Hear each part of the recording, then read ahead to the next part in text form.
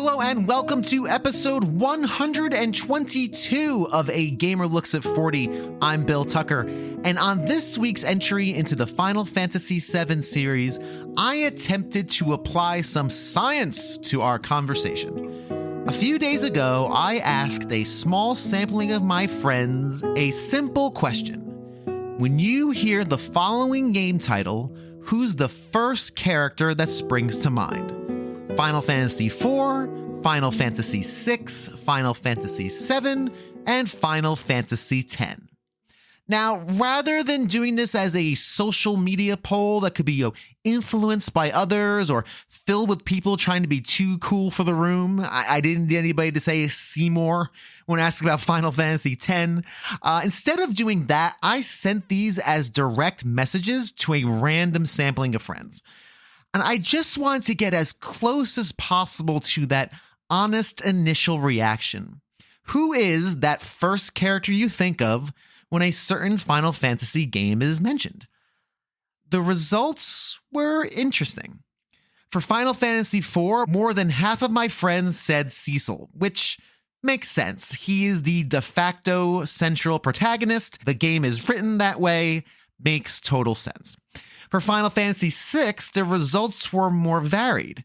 Terra led the way with 35% of the vote, followed by Kefka with 28%, and then there was a sprinkling of Sabin, Locke, and a lone Celes vote thrown in for good measure. With a cast as large as Final Fantasy VI, this, again, isn't terribly surprising.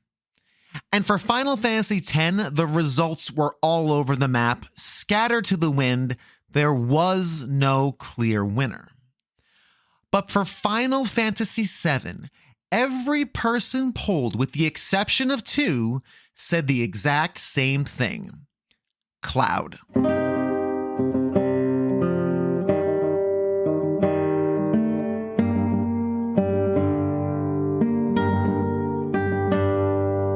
And given what we've learned over the last couple of weeks, that's not terribly surprising either.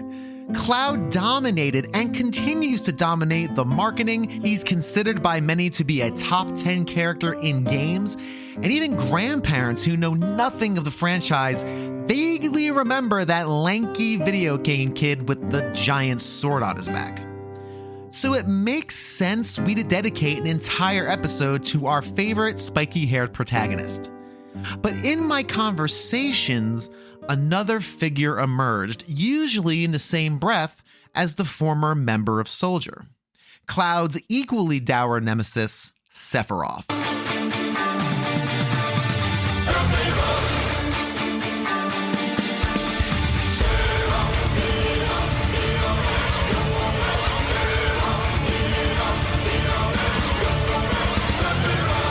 As the overarching big bad and big good, Cloud and Sephiroth are Final Fantasy VII's killer 1-2 punch that enveloped the video game landscape back in the day and continues to do so today. On this episode of A Gamer Looks at 40, we're going to talk about the good, the bad, and the baffling about Cloud and Sephiroth and try to tease out why these characters captured our imaginations. Time to spike out our hair, if you have it, sharpen our ridiculously oversized swords, and mine the depths of our own personal tragedies as we embark upon episode 122, Final Fantasy VII, Part 4, Cloud and Sephiroth, A Tale of Two Giants. An evil empire is sucking the life force from the planet, destroying all that's in its path. It's up to one soldier of fortune to save the world. If he succeeds, you survive. If he fails, you can always hit the reset button. Final Fantasy VII. But before we get into the characters themselves, let's get the initial thesis out of the way. In conducting my interviews, a recurring theme emerged, which is the whole reason why I decided to cram both Cloud and Sephiroth into one episode. So if it makes no sense why I would tackle both of these giants at once, well, here's why. Joining me for this introductory segment is Julian of the Stage Select podcast and Michael K. Hughes of the Capes and Junk podcast. This is a Gamer Looks at 40 exclusive, Bill. I've had this take for a while that I've been saving for this conversation. Yes, let's go. Because I feel that the Cloud and Sephiroth thing is a problem. And the way that I got to this is I have been reading all of Chris Claremont's X-Men run.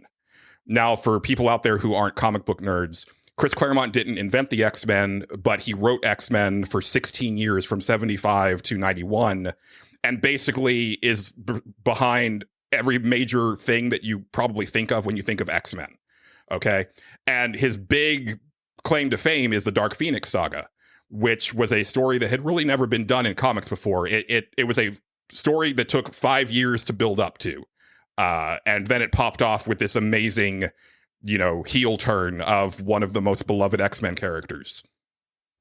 And reading the comics in the years after that, I've realized that he kept trying to recreate the magic of the Phoenix saga and failed to do so. And then Marvel, after him, continued to try to recapture the magic of the Phoenix saga, and they kept trying to go back to Dark Phoenix. And even when Ultimate X-Men, which was like a totally new retelling of the X-Men story, came out, they couldn't wait to get to Dark Phoenix. There's 2 movies about Dark Phoenix, and there's rumors that now that Disney has X-Men again, that they're going to do it a third time and try to do it right this time, right?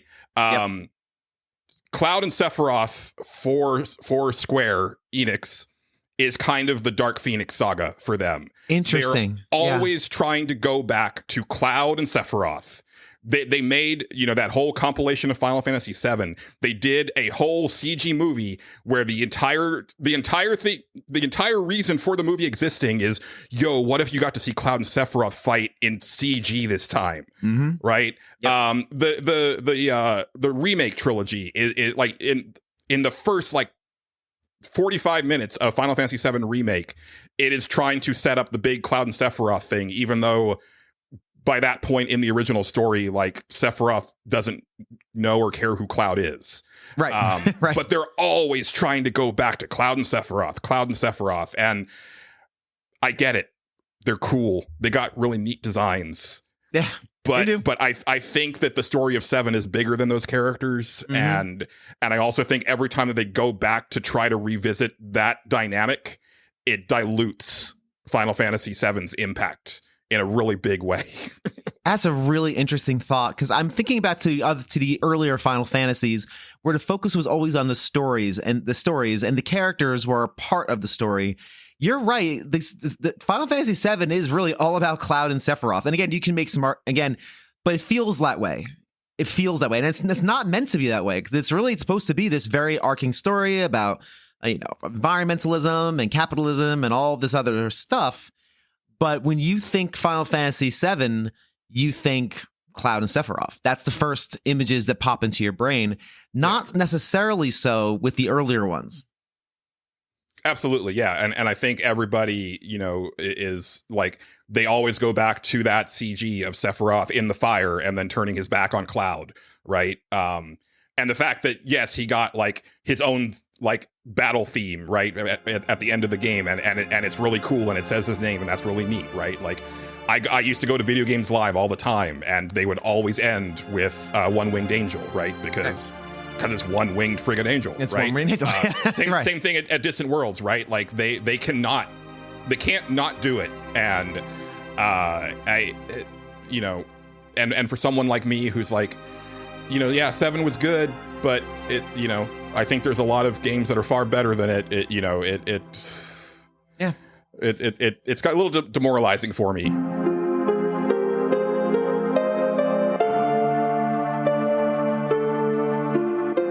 Final Fantasy VII's biggest problem, if it has a big problem, is that these Cloud and Sephiroth giants kind of mask all the other cool stuff going on there. I completely forgot Hojo is really the main antagonist. He's the main bad guy. He's the big bad of all of this. And I forgot he existed. Rufus, he's an important part of the game, and I completely forgot what he's about, because you have these giant monoliths of Cloud and Sephiroth who've been, redone in various different games and various different franchises and movies. They're movies. The two that are in Smash. Those two are everywhere. You're absolutely right.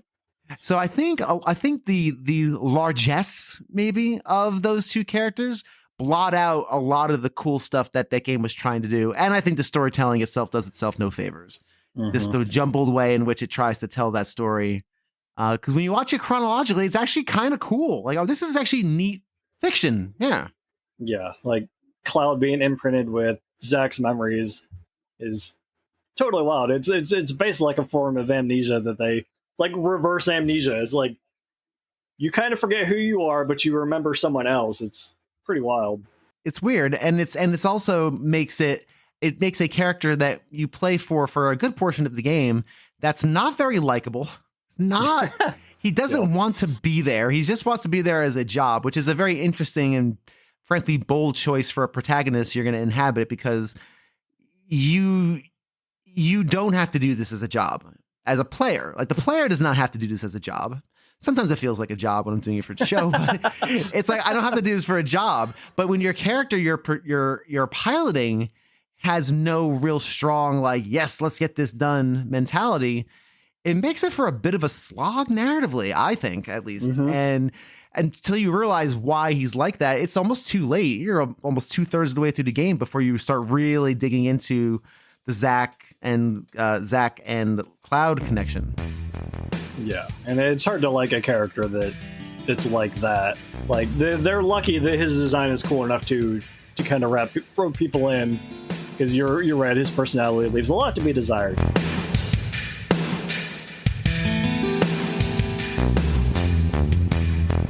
Being the poster boy of an entire sub-franchise means high expectations. But back in the late 90s, that wasn't the case. And right now, it's easy to think of Cloud as this all-encompassing gaming superstar. But back in the day, he was just another dude with a big weapon. Luckily for Cloud and the Final Fantasy franchise as a whole, that actually wasn't as common in those days as people would like to believe. Starting our conversation about the star of Final Fantasy VII is Julian, followed by Matt and Geoff from the Fun and Games podcast, and then the one and only Games with Coffee. It's interesting, when I remember playing it for the first time, again, this was probably in my late 20s, early 30s, I remember finding Cloud to be a very unlikable protagonist, or unlikable person to be a part of. As I've been refreshing myself on the story, and because I only played through it once in its entirety. I tried to play it again for this series, but my version on Steam had a bug and I lost progress, and I said, I ran out of time. So I'm like, because I have to get these things done. So I've been kind of refreshing myself on the story and just like watching YouTube videos and just making sure I'm conversant on it. And I think that the story of Cloud as a hero is a very interesting choice for a protagonist, because he's almost as if it's almost as if he stole someone's identity but didn't mean to. He against his will stole someone's identity. And there's some really good fiction around that idea. Namely, I don't want to be a spoiler, I guess, but there's some movies recently that have had characters who have taken on someone else's identity, to get out of their own situations. And I like that idea, but he's very tragic. It's kind of a tragic situation because he feels like he's really a pawn in this whole thing. Yes. And it makes for a very interesting character. So I think from a story perspective, I like it. But at the time, I just remember he's just moody and brooding, and he's a bit of a jerk. And I'm like, I don't really want to be this person, Yeah, but when I was 17, he was really cool. Yes. He was a really cool jerk, and also he had Dragon Ball hair, and his animation for doing spells kind of looked like he was doing a Dragon Ball like fireball. So I was really into that in a big way in 97. But then, like I said, as I got distance from it and I kind of got older and looked back at him, I was like, yeah, no, I really don't like this character all that much. And no, I think you're right though. Like there is like a interesting tragedy to him, but I had since forgotten that part of the character because like you, I played it once, and then years later, I almost finished it. I got to disc 3 and then didn't finish it, and that's it. Now I have listened to No One Can Know About This playthrough it like 6 times. So I am pretty well up on the story at this point. I still don't quite understand everything that happens with Cloud. It doesn't quite make sense. And I feel that a big part of that is like the translation, but I think another part of it is that a lot of it just doesn't kind of add up in general. And so there is that aspect of it. But in the moment, like, yeah, he was a very awesome character, and like nothing I'd seen before. I think that was another big thing is that he did have, you know, like this harder edge to him than Terra or Locke or Cecil, that I really appreciated at the time. Yeah, I agree with that. And I think when it comes to Cloud, I think he's a interesting character in theory. He's an interesting character in summary, but maybe not over the course of 60 hours. I think that's where I'm really kind of annoyed I haven't had the chance to actually play through it again for this, because again, I've been watching videos and with recaps and, you know, chronological recaps, and I'm like, oh, this is actually kind of interesting. But it's funny that you say that it's just he doesn't really become, I would even say, likable until the very end, when he has his big moment where he says, okay, I now have a purpose. I want to save the planet, which is tropey, but at least your main character isn't just complaining all the time and panicking and screaming. It's a very interesting choice for a protagonist. It's a pretty daring choice, actually, I think. Yeah, it is. And I think that part of him, like the second half of his story, almost gets kind of swept under the rug for the cool, edgy version of him, because I think that's what people gravitate towards and continue to gravitate towards.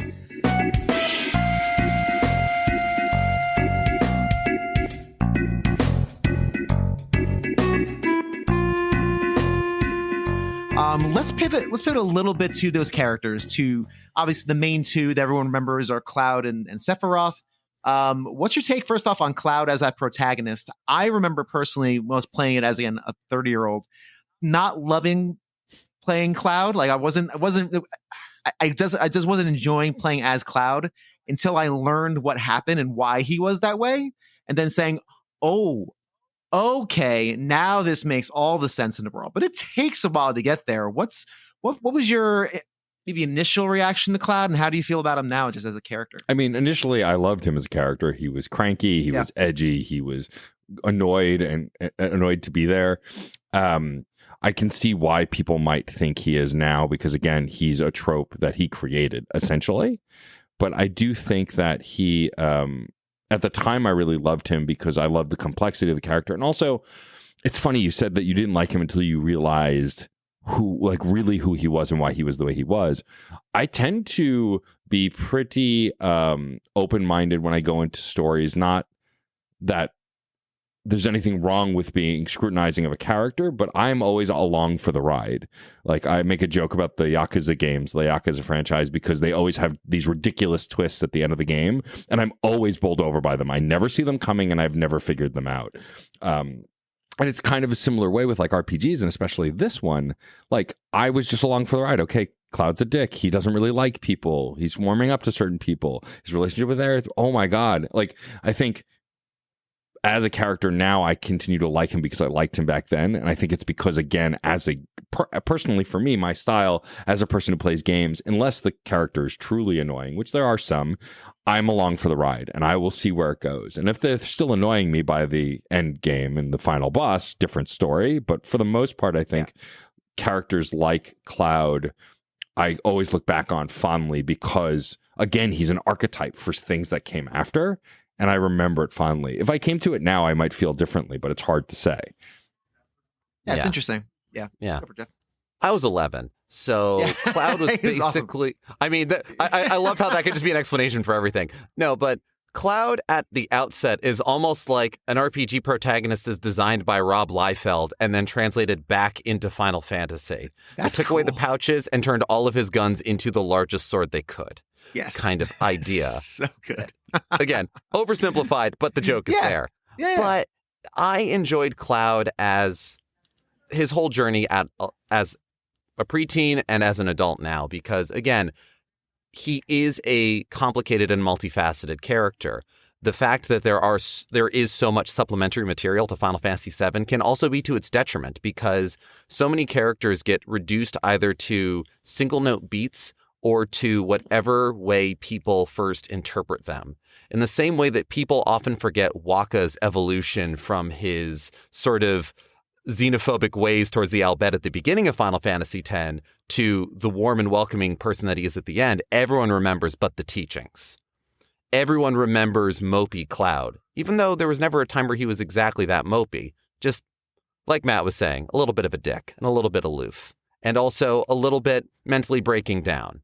It happens. Happens to all of us sometimes. Absolutely. And it's amazing how human of a character Cloud is, and how also how fragile he is too. Yep. He is not the classic, super strong, uber tough guy character. He has that facade. He wants to be that character. And in ways he still is, but not in the ways he puts forward. Right. He has strengths and weaknesses. Right, and that's very interesting. And that's one of those things that I never realized about 7, and really came through when I was doing my research and rewatching a lot of these compilations. Like, oh dang, this is a very fragile person we have here who's trying to put forth that.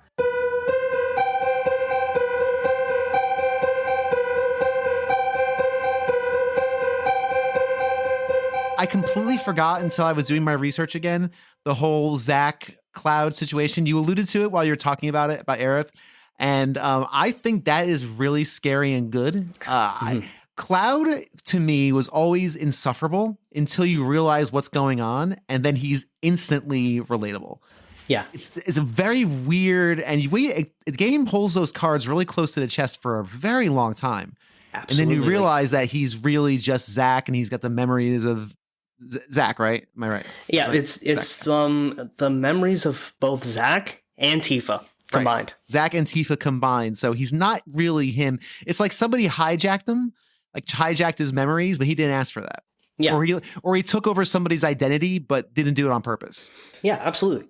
In many ways, like Cloud himself, he was actually in he was actually at Nibelheim, but he was more of an observer during that time. He was just there. He was an infantryman. Right. And he never even made it into soldier. No. Cloud, right? Yeah, he never made it into soldier. It was one of his biggest disappointments. And here he is going back to his hometown, because this is his hometown. He knows it like the back of his hand. Right. But he couldn't afford to have anyone see his failures. So he wears a mask all the time and keeps his voice low and doesn't bring too much attention to himself, which I honestly could relate to so hard. Like it's like going to that high school reunion again. It's like, oh, do I really need to go here? Yeah, exactly. Yeah, and just not being confident in what you've done and your abilities. I've always found Cloud insufferable until he gets to the point where you realize his situation and you're like, oh, okay, this is why. That makes sense. This is why I love Cloud. This is why Cloud is such an important person in my life, because everyone's like, oh yeah, he's just this edgelord kind of guy. It's like, no, guy, he's just a really messed up individual. He's circumstances out of his control. Yeah, he's got a lot of flaws, and I think it's interesting that they made that choice to be your main hero character. Now, mind you play as all the characters, and I was talking to somebody earlier today, and they posited that there's really no central character in Final Fantasy VII. Like, there's no real true protagonist. Yeah, well, yeah, in many ways, yeah, that's true. Everyone kind of has their moment in the spotlight.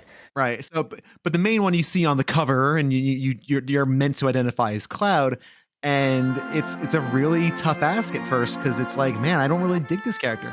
But once you learn, it comes really interesting, and it's like, wow, that's fascinating.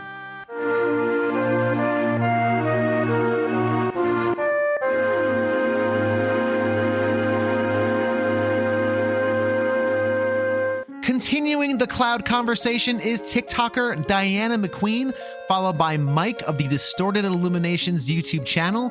Then Eddie Varnell of the Boss Rush Network joins the show. And finally, JJ of RetroFits on YouTube. Yeah, about it's a novel. Right. And you kind of have, and if you want to get that moment of, the reader, the player is like, I don't know what's going on. I don't know what's happening. What do you mean everything you told me is wrong? Like that kind of, that insecure, oh my God, I'm falling, I don't know what's happening kind of feeling. You have to set that up so expertly. Because we've seen it so many times, first of all. Yeah. So, but then, you know, people might suspect things if you don't set it up right. So, you know, I think it was a perfect choice for how to deal with Cloud and his traumatic experience and how he suppressed it all. And yes, there's magic and you know, science and, you know, but it's like, it's mostly this psychological story of this guy who kind of screwed himself over. And, you know, I mean, his brain was trying to protect him. It's not, it's not his fault completely, but which is the wildest thing. It's like, it's not his fault. That's what Cloud, I didn't play it of its time. I played it when I was like in my 30s. Just, you know, I was like, I never played Final Fantasy VII. Let me give this a shot. And I was impressed with how much you don't really want to spend a lot of time with Cloud, although he's your main protagonist, until you realize what happened. And then you're like, oh my gosh, this is brutal. He didn't ask for any of this. No. And and you know, I know the edgelord, you know, main character whose emotions don't work and they're so cool they can't emote properly. Like, that's overdone now. And it's right. I never got that completely from Cloud. I think it's a it's a hallmark of Final Fantasy VIII, but that's, if you ever do a Final Fantasy VIII, like, there's so much mistranslation that led to that. Yeah, he's not actually totally that bad, but anyway, Cloud was like, I was like, Jesus, Cloud, like, you know, just reading his, and I think I actually can't remember. I just replayed it, but do you have dialogue options? Like how to answer people? You do. There are moments where you do have dialogue options, yes. I was like, there's very few of them, but I remember choosing. I kept trying to choose like the nicer one to like balance out, you know. But no, it's like he's just all shut down and at the time in high school and early college, I was like, that's mysterious. A man who's completely shut down and has no idea what he's feeling. I must find out more about him. Not so much anymore. Not that interested anymore. Yeah, right. Totally. No, but I love Cloud's design. I love his whole thing. So I wasn't very hard on him when we first played the game at all. I was like, this is cool. He's cool. Yeah. You know, there's something wrong. They're going to tell us what it is.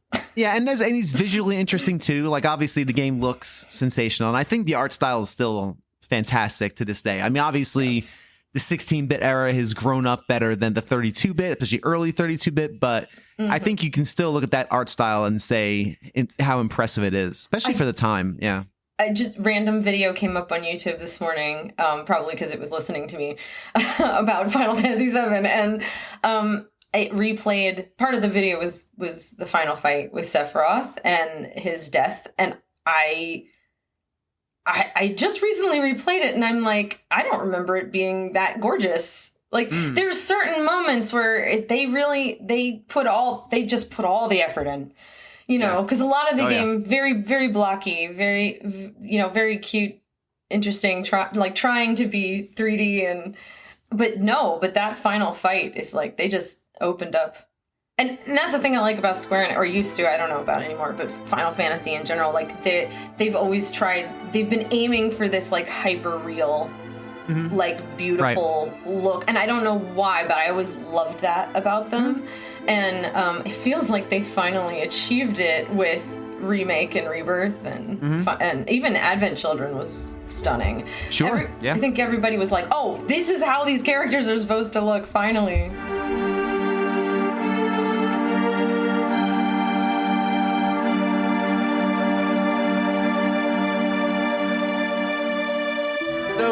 Question for you about characters. Did you enjoy using Cloud as like your main character for much of the game? Did you enjoy spending time with Cloud, or were you kind of lukewarm on him? I'm kind of lukewarm. Like, he had his moments. At the end of the day, he just wasn't that interesting to me. I can't really think of anything about him that really grabbed me. The scene with him and Tifa towards the end when she's like all in his head and they're piecing the memories together was great, but that's about it. That's about it. Yeah, I think there's something to be said for that, and I think there's something to be said for their relationship as well.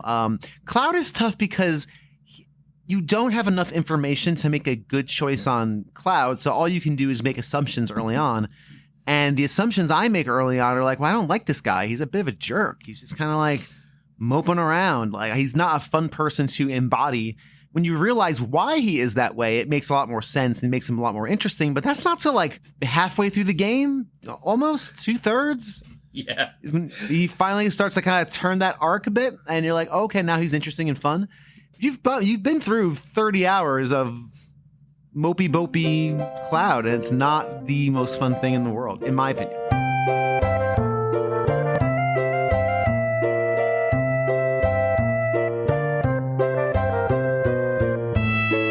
Because a lot of people I talk to have been like, oh, I was really into Cloud because Cloud had the big sword. And nothing wrong with that, because Cloud that's pretty awesome. That's not a knock.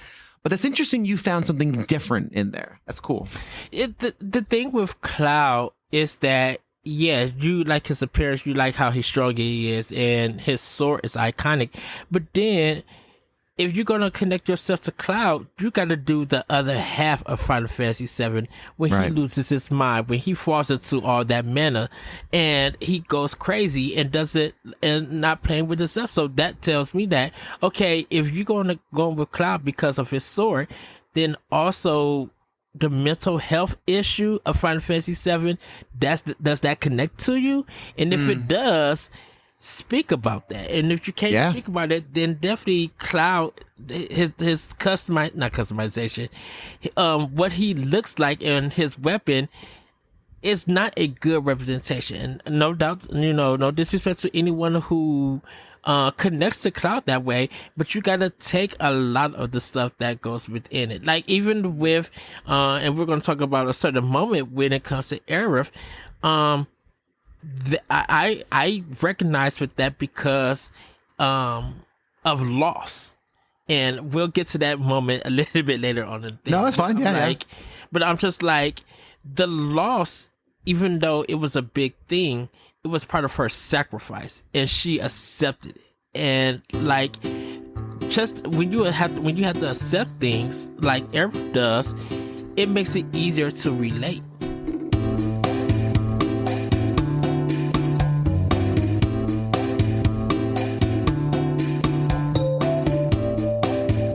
So here's a question. If you don't have like a good standout, what about these characters didn't resonate with you? Well, no, I have a good one. This is just one of those conversations that JJ and I just never had. So I was more curious than anything else to hear his answer. No, for me, I'm telling you all the way, I'm this guy, our sick guy, sitting in his house, just bed rotting all day. Like, that's me to a T right there. No, the real answer is, that's me to a T now. No, the real answer when I was a kid, I was big into Cloud's story arc because it's built around the idea that he really just has no idea what's going on at any time. He's somewhat autistically coded in that respect, something that I picked up on as a kid, but I didn't have the words for it, because he's essentially, everything that he does up to a certain point of the game is masking. Every single action, every single line, all of it is masking that is brought on by a complete lack of self-identity from the experiments mixed with what few experiences and memories he had left over from childhood and with Zach, just trying to build a personality on what little he understood about life. That's something that a lot of neurodivergent people like myself go through as kids. And until I was in my 20s or so, I really didn't have the words for it, but I knew that was something that I liked. And that's interesting. That's something you clued into, James, both for Titha and for Cloud, kind of that potentially neurodivergent side, which we didn't have a word for back then, right? That wasn't something we had a word for. So you were just special most of the time. special. Yeah. No, go ahead. I was fortunate enough. I had a really good pediatrician who identified me early as ADHD before that was a very widely accepted thing. Cool. He was a solid dude. And that's sort of how I survived a lot of being a kid, because I can't imagine trying to do the things that I did. I was barely holding on as it was, and I was medicated. So, Wow. Yeah. So it's interesting that you found a lot of that in Cloud, the character. That's interesting that you were able to make that connection. That's cool. Do you feel like having that connection helped you through anything during that time, or was it more just, hey, this feels like me, but I kind of get what this is? Well, in the sense that, like, among my friend group, I feel like a lot of us had, I don't want to use the word issues, because it sort of implies like a problem or something being wrong instead of just different.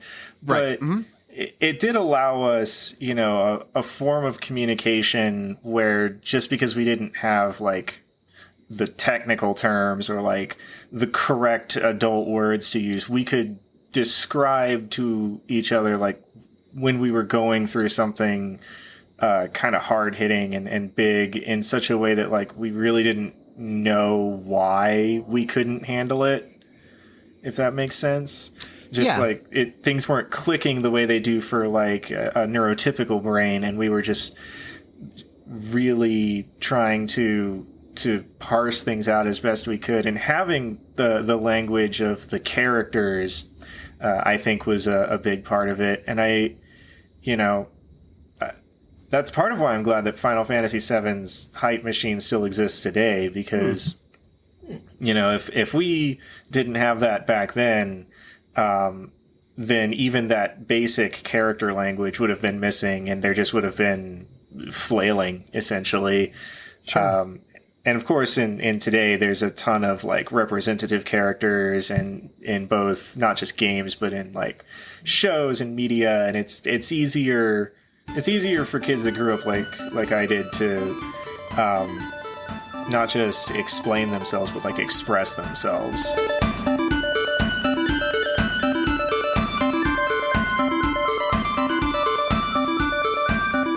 Time once again to say thank you to my amazing patrons, starting with Philip Becker, Terry Kinnair, Games with Coffee, BT Goebbels, Julian of the Stage Select Podcast, Seth Sergil of the All N Media Network, Tim Knowles, formerly of the Elitists, the Let's Play Princess of Nerds, a broadcast, Greg Seward of the Player One Podcast and Generation 16 series of videos, Joey Coro, Lindsay Harney, and the one and only editor extraordinaire, Pete Harney. If you would like to join these amazing human beings in supporting the show financially, then tiptoe over to patreon.com/a gamer looks at 4040. Check out the tiers and sign up today.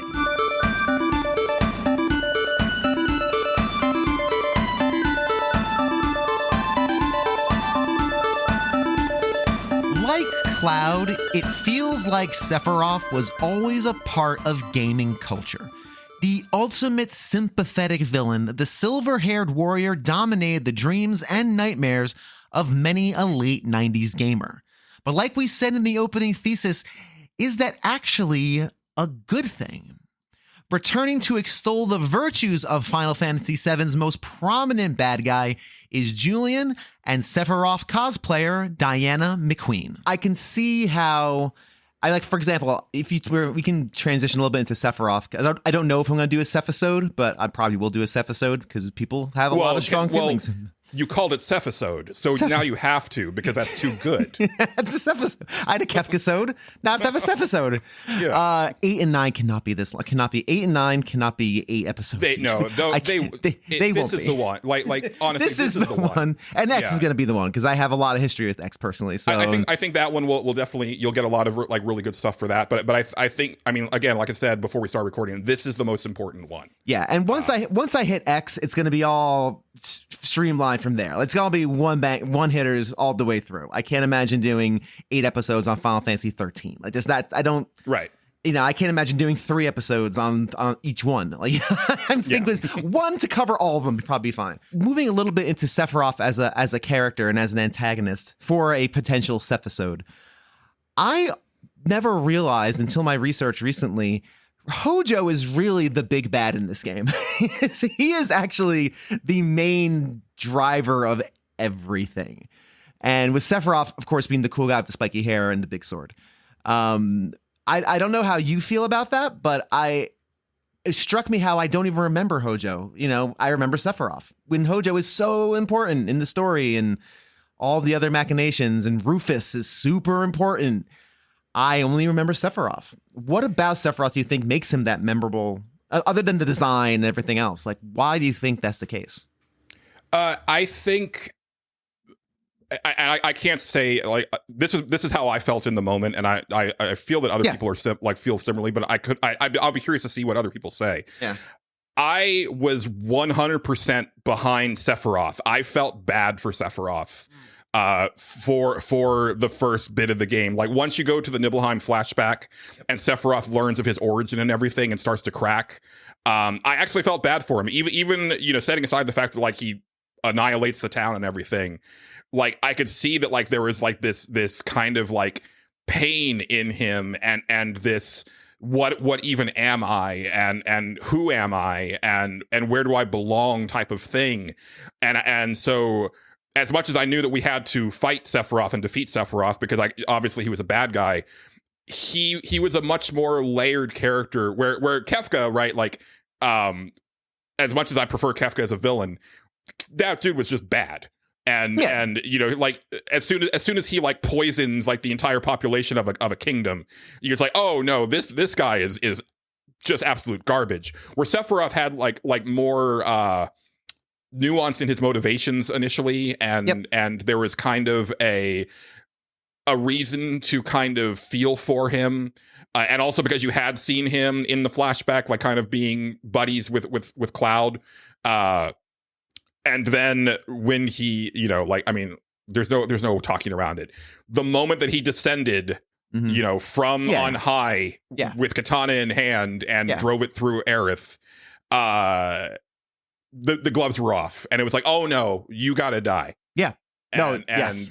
I think it was one, and I feel that was by design. I feel that when they were writing, they were like, we've made him kind of sympathetic. We need to do something that really hits home. No, you need to take this guy down. And that was a surefire way to do it. Yeah. But to the detriment of the story, because again, playing it, I remember Sephiroth and going after Sephiroth. I don't remember Hojo and Rufus and Shinra and all the machinations of the corporation. That never stuck in my brain as a 30-year-old playing it, right? Like, 13, 14 years ago. So, and I hadn't thought of it that way, but now I'm thinking maybe that's by design. Maybe because it's almost like they get to hide behind Sephiroth, right? And and again, that's Hojo kind of manipulating everything leads it or ties into that kind of sympathetic part of Sephiroth's story, where it's like he never had a chance, right? No, like he was engineered for evil. Yeah, he was not necessarily evil. Like he was engineered to be like a super soldier, basically. Yeah. But engineered by an evil man, a fundamentally evil man who kind of just wanted to see. I was like, oh, I'm gonna mix up this concoction and see what comes out. Like, this is fun. And I think there is an element of that where Sephiroth kind of becomes the tank of the villains in the story, and he's like he takes all the attention and all of the attacks, while the others just kind of get to slink off into the shadows and do their stuff. Totally. It's a big overriding factor, and I think to the game's detriment, because when I watch it as a chronological narrative on a YouTube video, I'm like, oh, this is actually pretty cool fiction. Like, this is actually pretty. All right, I kind of dig a lot of this, but a lot of that gets thrown under the rug in service to these two big characters.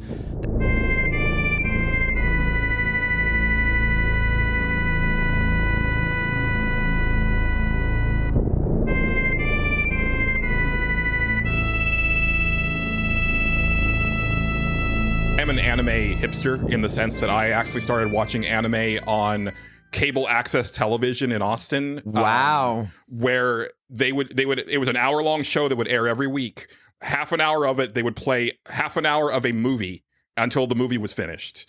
And then the second half hour was they would air this anime called Legend of the Heavenly Sphere Shirato, completely untranslated. It was just in Japanese, and you just kind of had to figure out. They did have kind of like a last episode on in English that would kind of tell you what was going on before the episode would start. But otherwise, you just had to kind of like figure things out through context clues. And the main villain, Guy, GAI, in that anime, go look him up. It's Sephiroth, and now I've since learned that is a very well-worn design trope in Japanese media. The very lithe, long, gray or white-haired character with the massive katana, like that is a thing. Capital A, capital T. But as far as video games, and especially for in the West, that was the first time that most people had seen that. So it was like, oh, this is doing things to my brain, and yeah, it is a very cool design, and this is probably one of the only times that you will ever hear me compliment Tetsuya Nomura in the course of this interview. Oh wow, okay, fair. I hate Tetsuya Nomura. Wow. And so this is why I knew that if people aren't already when it, in these episodes, when it's oh, it's this guy again. Oh God, just sit through this. This is not going to win me any brownie points because, oh boy, we'll get into it as the series goes on. We'll get there. Man, Nomura. All those belts. No, And what anime was that? Is it Sword? Is it called Legend of the Heavenly Sphere Shirato? Legend of the Heavenly. I looked up a guy that's from something called Guilty Crown Sword from Guilty Crown or Sword Guy, and he also kind of has a Sephiroth style, but he's much younger. Yeah. Legend of the Heavenly Crown. I would say if you just type in Guy GAI from Shirato, SHURATO, he should pop right up. Okay, there we go. Yeah. Okay. Yeah. Okay. So there you go. Yeah. It's Sephiroth.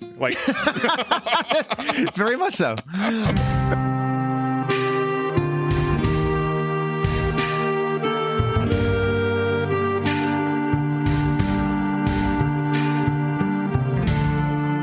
Yeah, his relationship to his mother, and to go back to the segue thing really quick is that one of the aspects that I loved about it was that there was absolutely no reason. He got a job, disappeared on the job, showed up in a library, locked himself in a library for a month or something, and all his subordinates are just where'd Sephiroth go?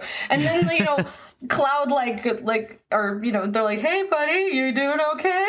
And he's just wackadoo and burns the whole place down, and it was hilarious to me at the time because it seemed so, but it's in a video game you got to keep moving, and it was so iconic. It was insert madness spiral here, but because it's not from his point of view, that made it even better because you don't know what's going on with him. You don't know what drove him over the edge. Was it Genova? Was it her influence? Was it radiation poisoning? Was it just the shock of learning that every person in his entire life had lied to him?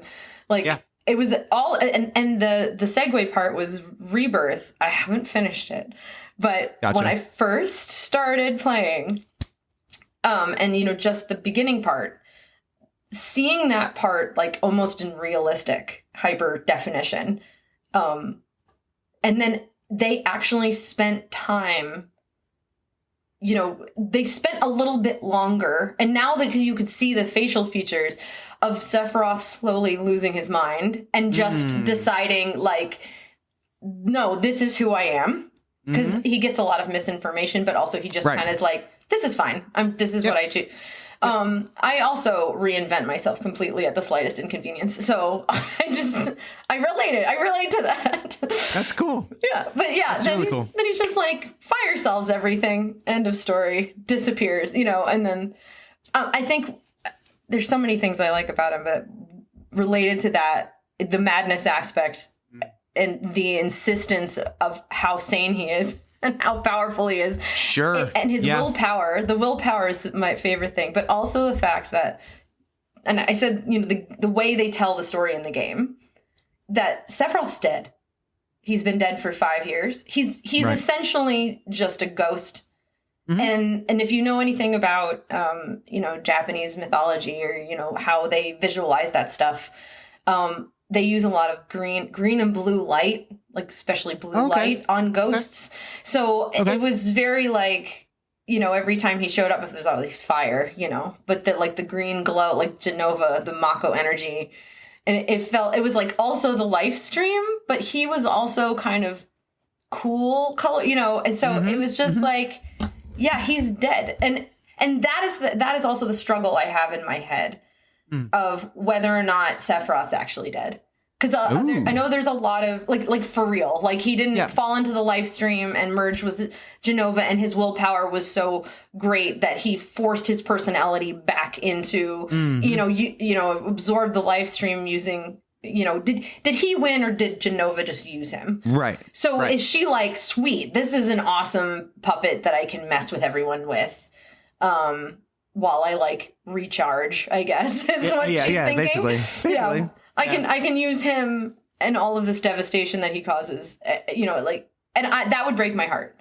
That I feel like that's the tragic, because and especially in Rebirth, the way they set him up as this kind, it was so like jarring to see him, because he's really good at his job and he's really serious and he's like kind and a hero. And that's like one of the main themes is that, Cloud always wanted to be a hero and he looked up to him. And I feel like that's not said a lot, Yeah.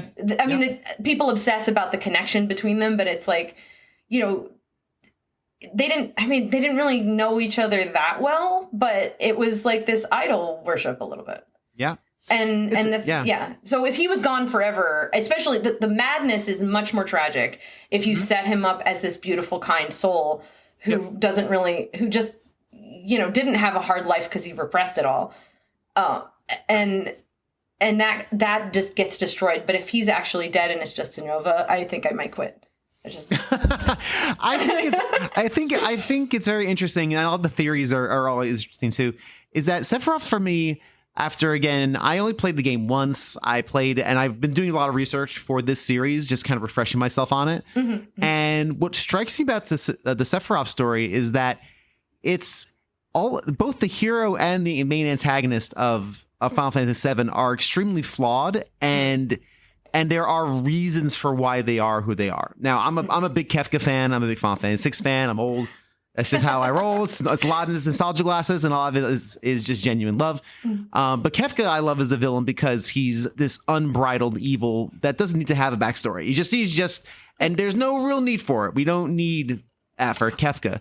When I finally played 6, I really thought that he was gonna he was betrayed or he was he's a batshit crazy clown who doesn't. Yes. He's a psycho, and I'm like, crazy person. Respect.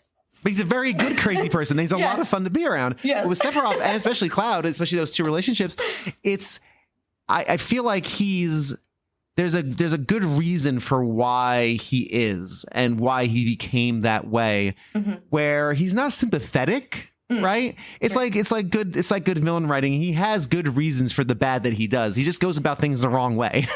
Exactly. Yeah. And yeah. I mean, it is like Sephiroth. It's extraordinarily tragic. Super tragic. Like the loss. I've never felt the loss deeper than when I was playing the first part of Rebirth. Yeah. Because I was devastated, and I didn't think that I was going to get I mean, other than Aerith, because I think that was ruined for me. But I was like, I was kind of hoping that they would stick with the theme of we can change everything. No, not that apparently, no. But it's okay. It's okay. I'm past it. But yeah, I didn't think that the flashback scene with Cloud Zach was gonna hit that hard, and I was like, great job, because I had forgotten about Hero Sephiroth. Like I'd just been so immersed in, for years in just God Sephiroth, one wing. What does he really want to? Why does he want this? Like, why?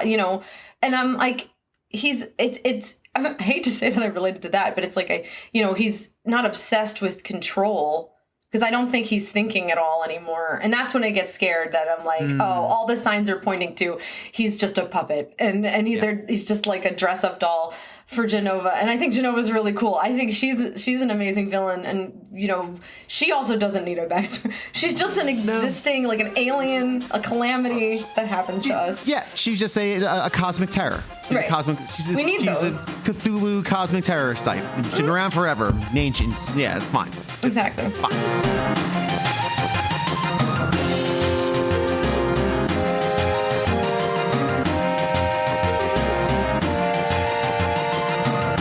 Keeping the Sephiroth segment rolling is Ian of the Nerds of Broadcast podcast, followed by JJ of RetroFits. Then Matt and Geoff return to speak some sugar. And then finally, the Let's Play Princess joins the fray to talk about this world-class adversary. Where would you rank Sephiroth in the pantheon of Final Fantasy baddies? Now, bear in mind, I haven't finished most of the Final Fantasies. Okay. Okay. As I say, I've seen enough of Final Fantasy VI to know that Kefka is absolutely brilliant as a villain. Great. Yeah. I don't remember the villain from 8. Was it Ultimecia? I don't. So 8 and 9, I've not played yet. I need to at least get a number of hours in before this episode. Because this series, I'm picking these series, and I don't know why I picked Final Fantasy. I know why I did, because I haven't. There's a bunch of big holes. Like 8 and 9, I haven't played at all. 12, I got through a bit, but I didn't really like it. I'm gonna have to play through that. 13, there's a bunch of holes in this Swiss cheese of mine, and I don't know why I put myself through this. But see, I'm the opposite way on that. I've played and beaten 1, 4, 7, 8, 10, 12, and 13. Okay, there you go. And that's a sizable chunk, actually. It's more than I thought I had. But then there are ones like 9 that everybody tells me, oh, you need to play 9. It's my girlfriend's favourite. Okay. I still haven't finished it, so I really need to hurry up and do that. Yeah, get on that. Yeah. But yeah, as far as the pantheon of baddies go, Sephiroth is definitely up there. He's intimidating. He's got an enormous sword. What's not to love about this guy? But to me, you've got to go a long way to beat Kefka. Yeah. I mean, no, you do. There's a long road to defeat Kefka. I mean, yeah, I agree with that. This is a guy who planned to destroy the world and did it. Succeeded. Yeah. Usually they don't succeed. Exactly. But he succeeded and he won. He got everything he wanted. Yeah. That's a very, very good point.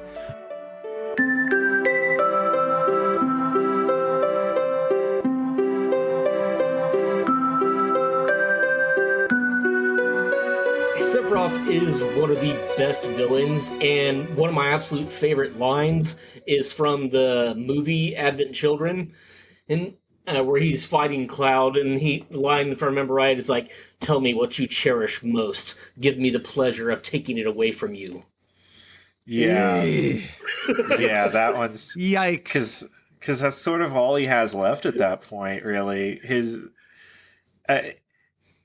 I feel, and I credit Crisis Core for really fleshing out Sephiroth as the tragic character rather than as like the big bad evil guy, because you get to see Sephiroth as he's like described only in like lore and hearsay in Final Fantasy VII, because people are like, oh, he was like this great hero, oh, like he was a magnificent soldier, but like in Crisis Core, going back as like a compilation piece, he actually saves people, not just like, you know, trivial people. Like, he's saving main characters. He's like actively throwing himself in front of fire blasts just to take the hit, like to save Zack.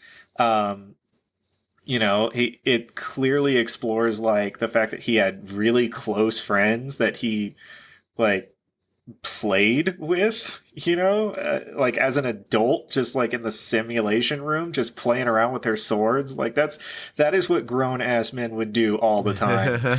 You know, it made him less of like the monster that the core game was sort of like depending on him being on in a way.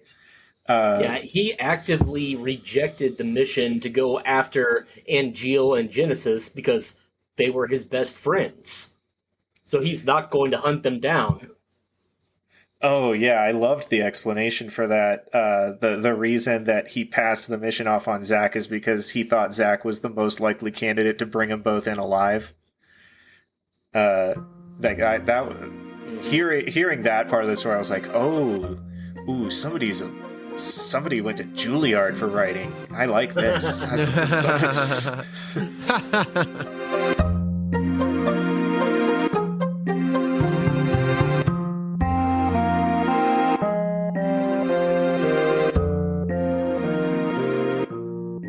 Yeah, so we have Cloud on one side, and then of course we have Sephiroth on the other. What's your take on Sephiroth as an antagonist? So, I mean, I love Sephiroth. I still think he's a great villain. I think. So I came out as bi. I'm now pan, but it took me a while to get there. But I came out as bi after this game came out. But I look back at it now and go, oh, Sephiroth was the prototype. I see. Not just him. We'll get to my favorite character later, but he was one of them. And like, real pretty guy, very dominating. Says a lot about me. But I think as a character, also, I always like, a lot of people like to rag on him because everyone's like, Kefka's the best villain. And I get it. I've still never finished 6. So like, I don't have that. In fact, to me, Kefka's laugh was the clown's laugh in Chrono Trigger because I played that one first. So like, I have that flip. But I always like Sephiroth because I like a large looming villain. He's scary, especially later in the game. Plus, he's got probably one of the best theme songs I think of any villain in anything. Like, clearly inspired by Star Wars a little bit. You can hear it, kind of the march of it, but it's got a life of its own, and it's just like I hear his theme in my head and the Genova theme in my head, like just talking about this. And I think that I also like a villain who wants to destroy the world. And like, yes, Kefka did that first, but not having that frame of reference and still only barely just through osmosis, Sephiroth was the first one to really do that, for me to see that in that way. And I do like that I also like the evolution of his character in this game. We get to see it really in some really cool ways in Rebirth also. Like, they really get down to the nitty gritty with it. But like in the original game, all of the stuff at the Shinra Mansion when he's starting to lose himself, like he has personality in the beginning and is this kind of lovable, kind of grumpy mentor figure, and then evolves into this psychopath essentially. And I think it's done really well. I've always taken aback by how tragic of a character Sephiroth is. Yes. When you look into it, I think one of the biggest, and again, this is not a knock against Final Fantasy VII. I think Final Fantasy VII, like you had said earlier, Matt, was the first almost kind of blockbuster game. That was like the big event game, and I think the largesse of Cloud and Sephiroth kind of mask all the other really cool stuff that happens in Final Fantasy VII. Like, I forgot Hojo is a thing. Hojo is arguably like the main antagonist. Correct. Like, he's Hojo is actually Hojo is the Queen Shala. Of Final Fantasy VII. Excellent, as an amazing analogy. Yes, he is the Queen Shala, and I completely forgot. Like, Rufus is super important, but you have these two giant, very cool characters, let's be honest, like really cool, badass characters with the giant swords. And I feel like they almost overshadowed the rest of the really cool stuff that's happening in Final Fantasy VII. So it's very interesting thinking back on it, like the largesse of those characters. But Sephiroth itself, he's a very tragic figure. It's a really sad story what he goes through. So he never had a chance, honestly. He is also a Nepo baby on two horrible lines, a cosmic horror Nepo baby and a corporate structure Nepo baby. So the expectations for him were too high. He had too high of expectations on himself. And then when he found out what he had to meet, he was so focused on one branch of things, he didn't even look at the other one. And that was just too much. And again, like Cloud, he cracked under the pressure. Yep. And look who rose above their mental breakdown by having friends and not leaning into the corporate structure of the military industrial complex. But that's its own thing here. You know, the Final Fantasy VII eco-terrorism angle that's always been a roller coaster for me. But no, Sephiroth is somebody who from birth, in utero, had Genova cells implanted into him, had his destiny, had the ideas about him. He was an experiment above all else. What else could he become? And he struggled mightily to be who he could be. And honestly, we saw so little of the real Sephiroth. Most of what we saw was Genova, whether it was the cells enacting with him or Genova taking the form of Sephiroth, the form that we are following this whole time. And the influence that it has on Cloud. I love that the remake trilogy is getting to explore that relationship still living within Cloud's head and that being a piece of his psyche. But even without that, I remember Final Fantasy VII, getting the game, reading the instruction manual all the time because games had instruction manuals. Yes. You would read them to learn about the control. You could learn the blood types of your party members. And if you cared enough, you could glean aspects of their personality from it. And their birthdays. Now, that's just fun trivia. You can celebrate fictional characters' birthdays. I won't judge you. But anyway, you've got your party all there, and amongst them is Sephiroth as well. But like a dossier file, and he's been missing, and it's like, oh, that's cool.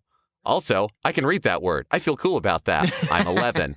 But when the first sign of Sephiroth shows up at the end of Midgar, he leaves an impression. I love his presence in the remake trilogy. But again, nowadays, decades on, Sephiroth is Sephiroth. We know who Sephiroth is. One of the members of NSYNC voiced him in Kingdom Hearts, whatever kind of thing.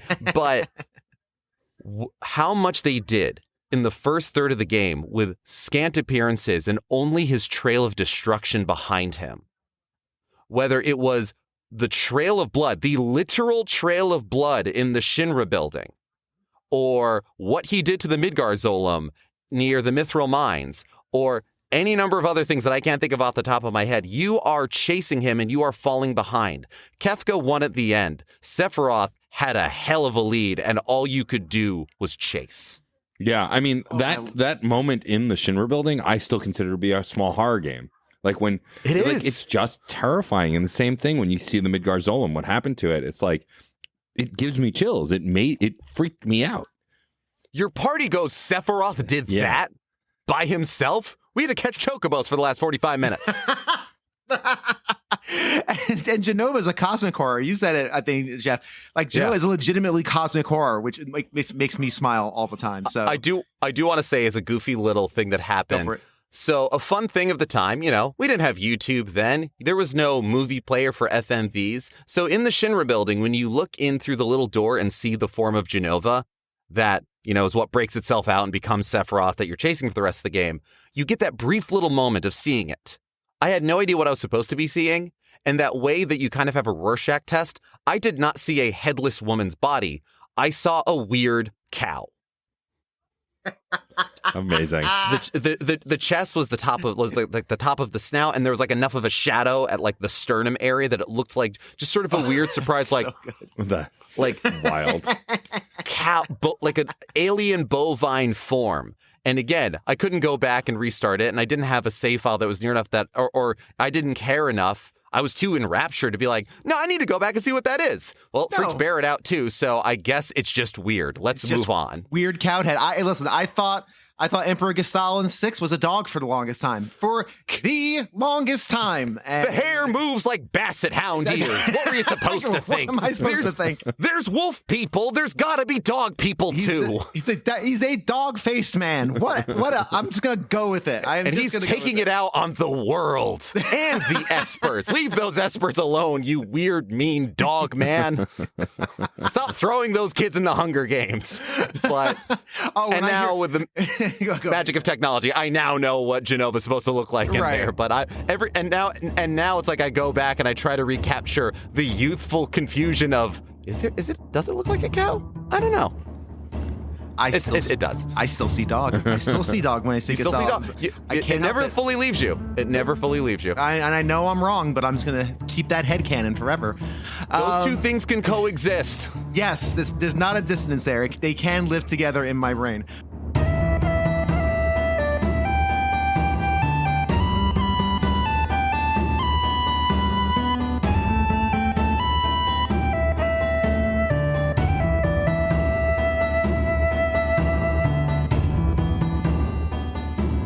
What's your take on Sephiroth? I don't know if I'm gonna do a Sephasode. I don't know if I can. I don't know. We'll see. I mean, I do have Games with Coffee coming on later today, so who knows? But yeah. What's your take on Sephiroth as an antagonist? He's a really good antagonist. He's very against. There are 3 separate people at the very least that he is personally against when it comes to the party system. He's against Cloud because he just sees Cloud as another one of his puppets because, Jenova sells. He's against Aerith because he sees himself as the prime candidate of ruling over this planet and making it a vessel of the cosmos. But he's also very much kind of a personal antagonist for Barrett because Barrett's whole thing is the eco-terrorism bit. And here's somebody who is actively trying to take over a planet that Barrett is personally trying to save. That's an interesting point. That's interesting. I think that makes a lot of sense, and I think Sephiroth, looked on the outside, can seem very one-noted because at the end of the day, it's just I want power, right? Like I want to be the ultimate power in the universe. I want to become a god, basically. But there's a lot more to his backstory. Yeah, he thinks that he should be doing what Jenova did. And as far as we know, Jenova went throughout the cosmos going from planet to planet. And now he's just going to turn Gaia into another vessel. And it really makes you wonder, how many times has this happened before? Because Jenova must have come from somewhere. Yes. Jenova is kind of sort of a cosmic horror in that kind of idea. Jenova's just a shock off.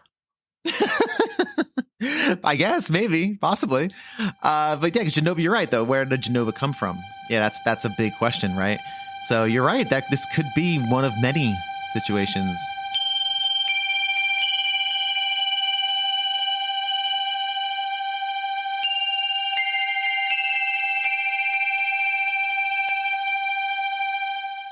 But alas, not everyone I interviewed was enamored with the son of Jenova.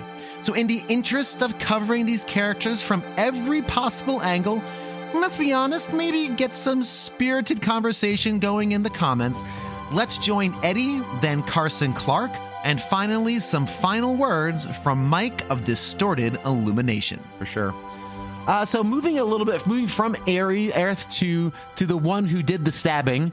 What's your take on Sephiroth as an antagonist in Final Fantasy VII? Are you a fan? Not a fan? Where does he? I don't say where he ranks. That's a little loose. But what's your take on Sephiroth?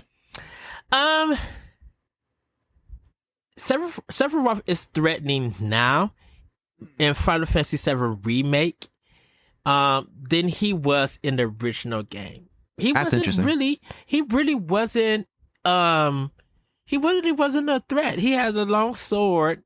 Him and Cloud just, they had their battle. And then you barely really see him in the game from points of times. He's here and everything here and there, but you barely see him a lot in the game. So it really didn't play off. So I don't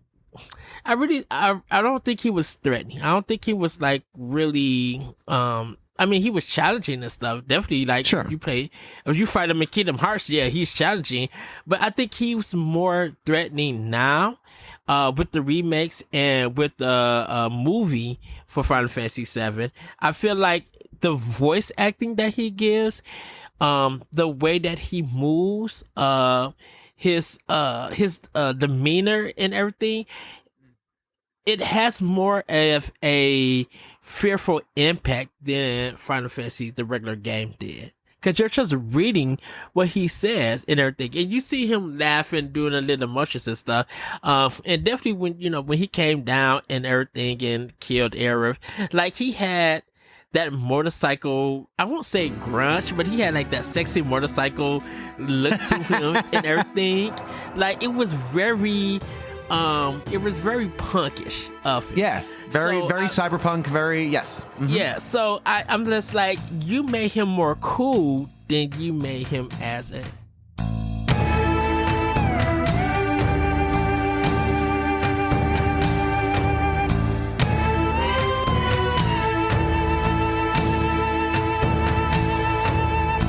Sephiroth rank for you as far as antagonists in Final Fantasy games go?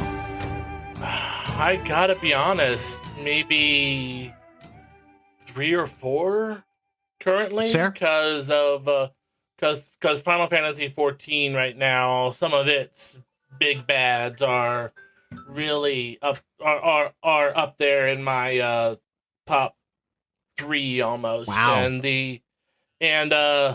Kefka from 6 is pretty high up there too. Totally. Among others. But yeah, Sephiroth is to be honest, he's cool. He has a look. He has a tragic quote unquote backstory. But other than meeting him a couple times, I never really connected or knew his whole story front to back, and couldn't really relate with him. He's a hard character to relate to. I think Sephiroth really leans on the cool factor. Like, it's just a cool looking model. It's a cool looking design. There's a power and an aura about Sephiroth. But you're right. You really don't get much into the nitty gritty of him as a character, as a person. You get motivation, but not. And throughout the story, throughout the game, most of what you hear about Sephiroth are rumors. Mm-hmm. Rumors, speculation, and third-hand stories and hearsay, and nothing but a couple of anecdotes from himself or whatnot that are maybe true, maybe not. Unreliable narrators and all that. But yeah. No, totally understand that. And that makes sense too. There's a lot of mystique around Sephiroth, and there's a lot more to him than I think the game presents. So it's interesting you put him like around the 3rd or 4th. I think that's accurate, actually. I think that's probably where I'd put him as well.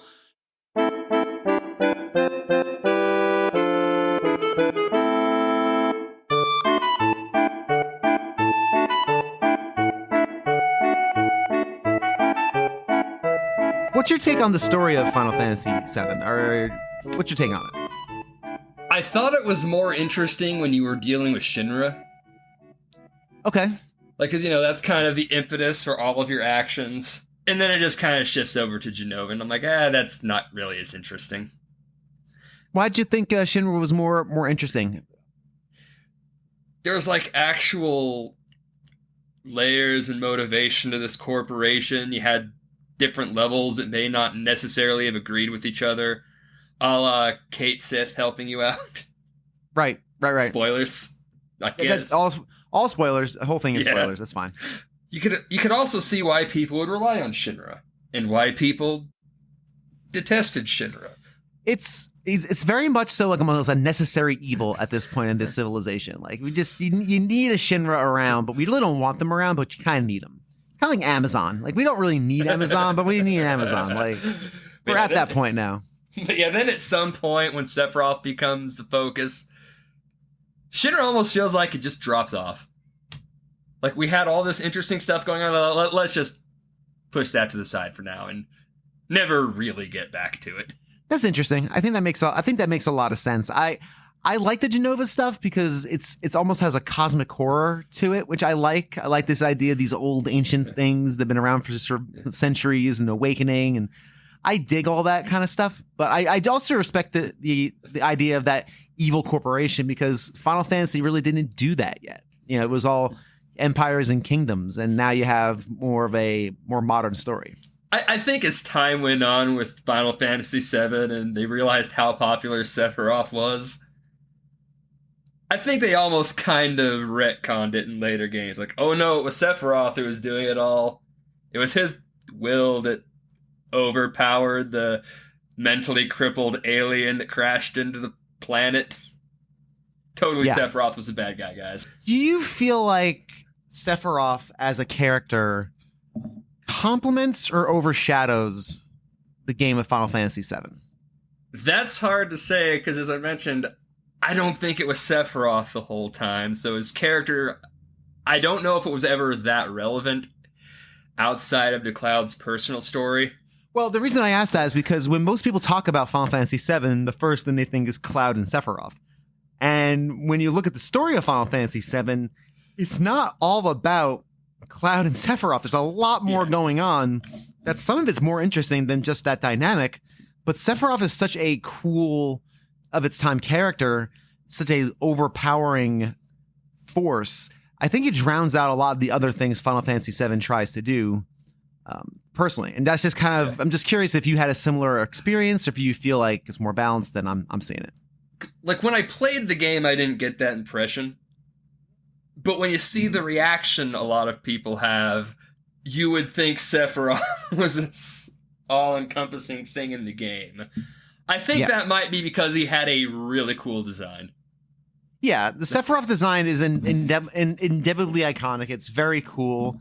That's why I always wonder, because 7 was the first event Final Fantasy game. Like, it was the first one that was, everyone knew it was coming out. You couldn't avoid the advertisements and the ads and the cardboard cutouts. The ads that showed Aerith getting or dying. Yeah, I know, right? Spoilers. Look, they spoiled that one themselves. Yeah. No, not saying you spoilers. I'm just saying in general. In general. But no, it's a. So I always wonder, like, if that game would have been better served by an antagonist and a protagonist that wasn't so front and center. Like Final Fantasy VI, you can still make arguments on who the main protagonist is, and it probably changes depending on what type part of the game you're playing. 7, it's very clear those are the two biggies, and then everyone else kind of takes a back seat, when I don't think they should, because it's interesting. I don't think that's necessarily an issue. I mean, that was the case with even Final Fantasy IV. I mean, everyone took the back seat to Cecil. I was like half trying to say Cecil and half Cecil. Nice. But yes. So I don't think that was the issue. I think if they just try to downplay Sephiroth himself a little more and keep the focus on Jenova, or vice versa, I think it would have worked. That's interesting. Either focus more agree. on one or the other, and I think it would have worked better for me at least. Obviously, a lot of people disagree because it's what people think it's one of the greatest Final Fantasies. So, what do I know? And that just about does it for this edition of A Gamer Looks at 40. Hope you've enjoyed the episode. Hope you're enjoying this Final Fantasy VII series. And I do hope you check out the balance of the episodes if you haven't already. Next week, we'll be talking about the balance of the cast. Please come back for that conversation. Lots of good stuff in there. And we're just going to keep on trucking through Final Fantasy VII until everybody is sick of Final Fantasy VII, including me. Thanks again for checking out the show. Thanks to my editors, Kev and Pete Harney, for helping me cut up these interviews. They are crucial to the success of this show. This does not exist without their help. Thank you, gentlemen. Thank you. Once again, thanks to my patrons for financially supporting the show. Thank you for giving it a listen. And until next time, please, please, please, especially in these trying times, just be kind to yourselves and each other.